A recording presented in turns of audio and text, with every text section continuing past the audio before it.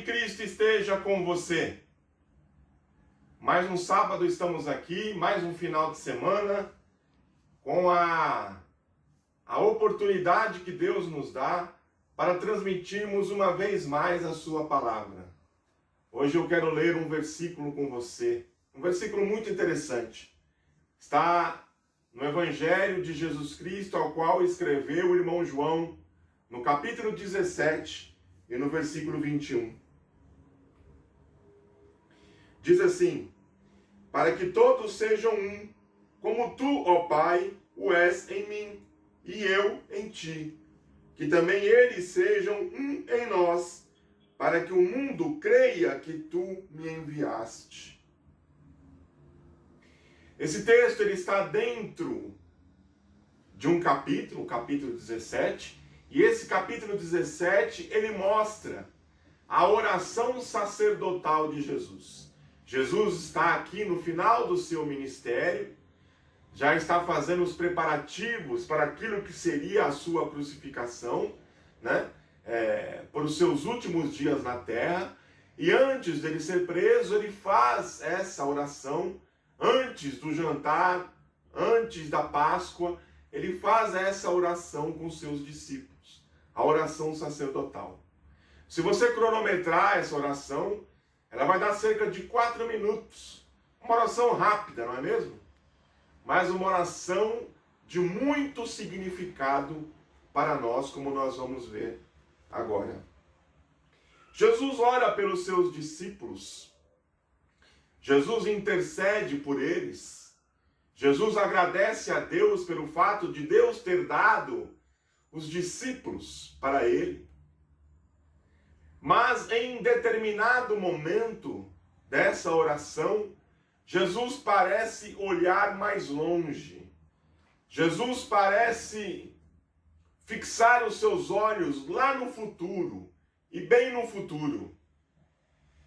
Eu quero dizer que os homens e mulheres do Antigo Testamento, eles morreram na promessa do Messias aguardado, o Messias esperado, e morreram apenas na promessa. Os discípulos de Jesus, eles tiveram a oportunidade de vivenciar o Messias em carne. Mas nenhum desses dois grupos são chamados de bem-aventurados. Mas Jesus diz: bem-aventurados os que não viram e creram. Jesus ora em determinado momento por aqueles que hão de crer nele, por aqueles que ainda irão nascer, por aqueles que ainda irão aceitar esse Salvador pessoal, agora já vindo ao mundo, agora já morto, ressuscitado e assunto ao céu. A igreja nasce lá em Atos 2 e vem, no decorrer dessa história, milhões de seres humanos que fizeram a sua escolha por Cristo, e Jesus ora por estes. Jesus ora por mim, Jesus ora por você nesse exato momento. E a oração de Jesus é a seguinte, a respeito desses que hão de crer, a respeito da igreja que ainda vai ser instaurada na terra. Até o momento ainda não, mas daqui a pouco será. Jesus ora da seguinte maneira: para que todos sejam um. Essa é uma oração muito séria de Jesus. Unidade. Jesus ele usa o exemplo do seu relacionamento com o Pai, daquilo que ele é em Deus e daquilo que Deus é nele. E eu ainda iria além. Eu usaria o exemplo da própria Trindade. Trindade é um dos maiores mistérios que nós podemos estudar. É um dos assuntos mais difíceis da Bíblia, porque essa palavra Trindade nem na Bíblia está. Mas é um mistério glorioso. É um mistério que serve para nós imitarmos E nós devemos imitar alguns aspectos da Trindade, para que eles sejam um em nós, disse Jesus. É muito sério isso. Essa semana eu estava estudando e aí eu vi uma coisa interessante sobre algo do nosso dia a dia.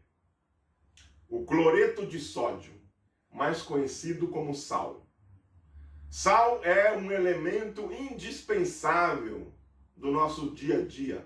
Acho que você vai concordar comigo. Sal é tão importante, já foi tão importante, que é da palavra sal que vem a palavra salário.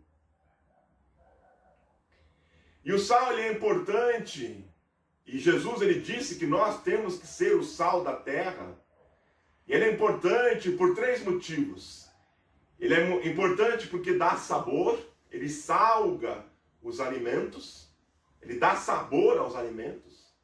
O sal ele é importante porque ele conserva os alimentos.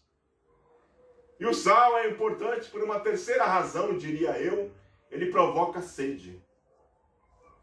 E Jesus, ele pede que nós sejamos sal no mundo justamente para isso, para dar gosto ao mundo, para conservar as coisas boas no mundo e para provocar sede nas pessoas. Sede de quê? Sede de Cristo, sede de Jesus.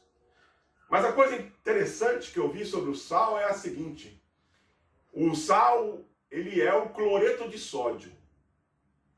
Quando as moléculas de cloreto se fundem às moléculas de sódio, aí é que forma sal. Mas se você separar essas moléculas, você tem, sabe o quê? Veneno. O cloreto é um veneno. Então, o cloreto só tem uma função útil quando ele se une às moléculas do sódio. E assim somos também nós. Nós sem Deus, sem Jesus, somos veneno. É veneno, é isso que nós somos. Não prestamos para nada. Mas quando nos unimos em Cristo, quando nos unimos em Jesus, aí nós servimos para alguma coisa. Nós servimos para dar gosto, nós servimos para conservar, nós servimos para dar sede. Bendito seja o nome do Senhor. Como eu disse, a Trindade é um assunto muito polêmico, mas eu só quero falar sobre 2 características, 2 aspectos da Trindade. O primeiro aspecto é o seguinte: na Trindade não há disputas para ver quem é maior. Você não vê o Filho querendo ser maior que o Pai querendo ser maior que o Espírito querendo ser maior que o Filho. Você não vê nada disso. Eles agem em perfeita consonância, em perfeita harmonia, em perfeita unidade. A Trindade é assim. E aí eu pergunto, se Jesus está aqui orando para a igreja, e nós? Porque nós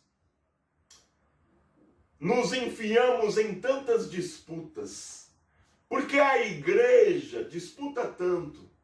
É um membro querendo ser maior do que o outro, é uma igreja querendo ter mais membros do que a outra, é obreiro achando que porque tem uma credencial pode pisar os outros, é gente se arrogando ser maior que os outros, sendo que na verdade todos nós somos irmãos, temos um irmão mais velho chamado Jesus Cristo e um Pai que é Deus, o restante somos todos irmãos, estamos todos no mesmo barco, vamos todos para o mesmo lugar, e no céu não haverá credencial, não haverá placa de igreja, não haverá nada disso.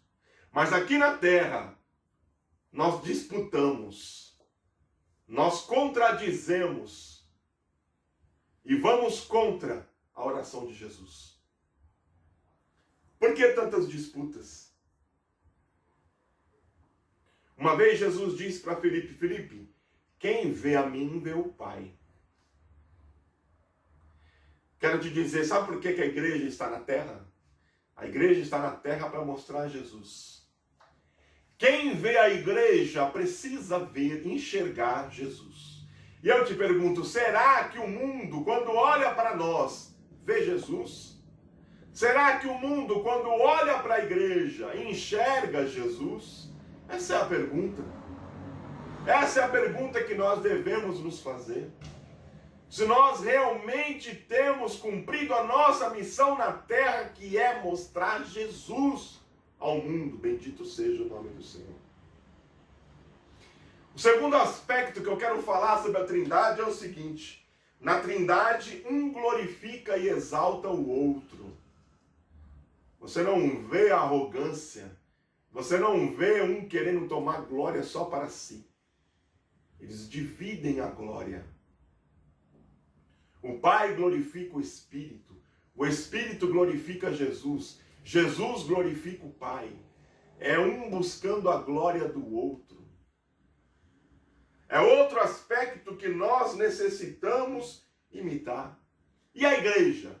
Será que a igreja costuma pensar no próximo?